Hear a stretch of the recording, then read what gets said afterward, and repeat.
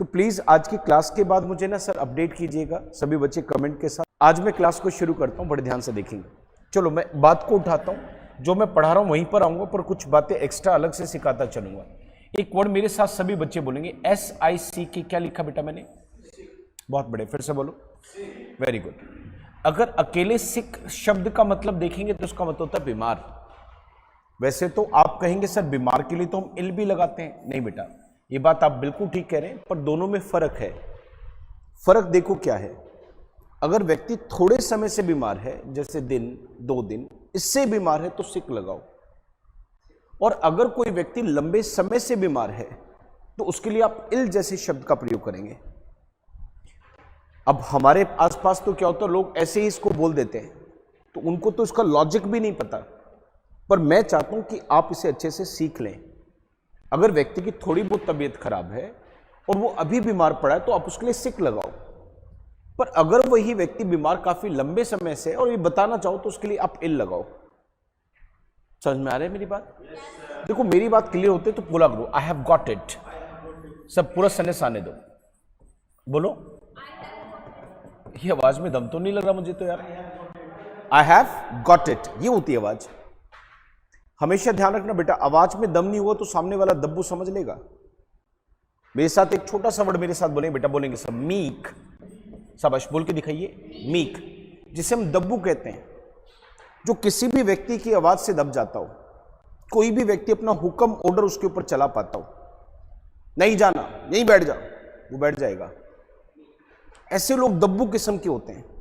और जिसे हिंदी में हम दब्बू कहते हैं उसे इंग्लिश की भाषा बोलती बोलेंगे मेरे साथ मीक। वेरी गुड, ये होता है आवाज मीक। बहुत बढ़िया।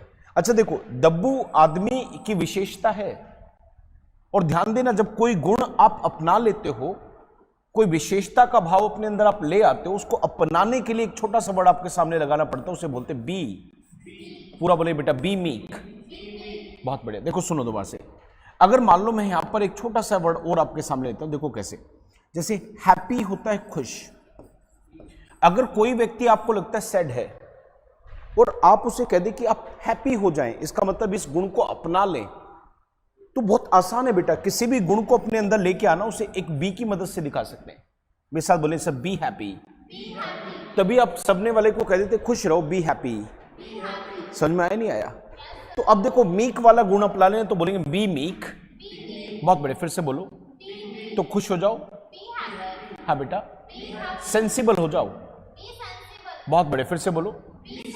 जब हम किसी भी चीज को लेके कहते हैं ऐसा हो जाओ तो भी लगा दो। पर कई बार ऐसा होता है बच्चों कि हम सामने वाले को कोई काम करने से रोकते हैं। जैसे मैं नहीं चाहूंगा कि ये गुण आपके अंदर आए, तो जब कोई काम आप चाहते हैं कि सामने वाला ना करे तो उस काम से जस्ट पहले आपको एक वर्ड डालना है, उसे बोलेंगे डोंट। शाबाश, फिर से बोलेंगे। पूरा वाक्य बोलिए बेटा, don't be meek. Very good, फिर से बोलो। आपने देखा होगा बहुत सारे लोग ऐसे होते हैं, देखो किसी को परवाह होती है तो किसी को बोलते हैं बेटा केयर, और जिसको परवाह नहीं होती बोलते केयरलेस। और ऐसा हो जाना। हाँ जी बेटा। अब मैं आपको क्या बोलूंगा, बी केयरलेस या डोंट बी केयरलेस? अब सोचो, दिमाग लगाओ, क्या बोलना चाहिए मुझे, बी केयरलेस या डोंट बी केयरलेस? बोलना भी चाहिए, क्योंकि बेटा मैं ऐसा चाहूंगा कि आप ऐसा नहीं बने। देखो मैं फिर दोबारा से कहता हूं, ये जो कोर्स आप सब कर रहे हो, ये कोर्स वो नहीं है जो आमतौर पर मैं आजकल देख रहा हूं फेसबुक और यूट्यूब पर चल रहा है, कि आपने हिंदी की कुछ सेंटेंसेस उठा लिए और उसकी इंग्लिश लिखवा दी या उसकी इंग्लिश का मीनिंग बता दिया, ऐसे इंग्लिश में कैसे बोलेंगे। नहीं, ये कोर्स नहीं है, वो ट्रांसलेशन है। वो कोर्स नहीं बेटा, वो ट्रांसलेशन है। उसमें कुछ सेंटेंसेस की इंग्लिश तो आप सीख जाएंगे, पर आपका खुद का कॉग्निटिव स्किल्स कभी अच्छा नहीं हो पाएगा। अगर आप अपने पास से कुछ भी सोचोगे तो वो आप सोच ही नहीं पाओगे। यहां जो कोर्स हम करेंगे, इसमें क्या करेंगे कि चीजों को इतना डीप लेके जाएंगे, एक एक चीज का लॉजिक समझेंगे, ऐसा क्यों लग रहा है, जैसे यहाँ पे बी क्यों लगा, ये चीज मैंने आपको लॉजिकली क्लियर की यहां पर, है ना। तो उस लेवल पर हमें जाना बेटा कि कोई भी सिचुएशन आपके सामने आ जाए तो उसका वर्ड भी आपके पास हो, उसको बोलने का ढंग भी आपके पास हो, और ऐसा हम करके दिखाएंगे। बात तो यहां तक जाएंगे, पर सुनना, एक एक्सप्रेशन आपके सामने बुलवा रहा हूं, मेरे साथ बोलेंगे सर वी मीन इट। बहुत बढ़िया, फिर से बोले वी मीन इट। जब हम कहते हैं ऐसा हम करके दिखाएंगे तो इंग्लिश क्या बोलती है? पर एक चीज दिमाग में हमेशा रखना बेटा, बिना बोले किसी को बोलना नहीं आता। अगर आप सच में बोलना सीखना चाह रहे हैं तो फिर बोलिए।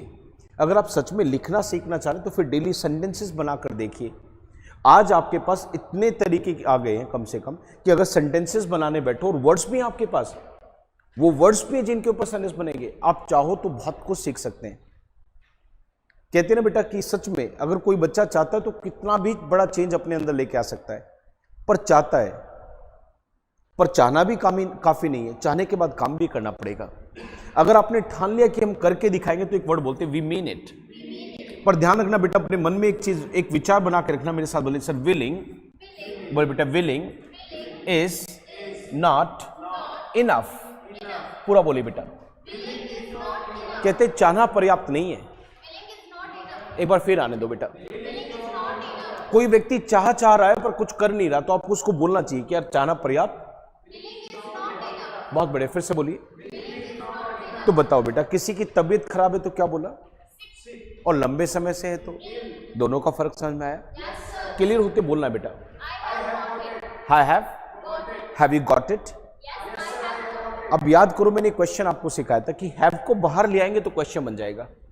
आपने कहा मुझे आया आई हैव गॉट इट, मैंने आपको कहा कि आपको आ गया यू हैव गॉट इट, पर पूछूं तो हैव यू गॉट इट?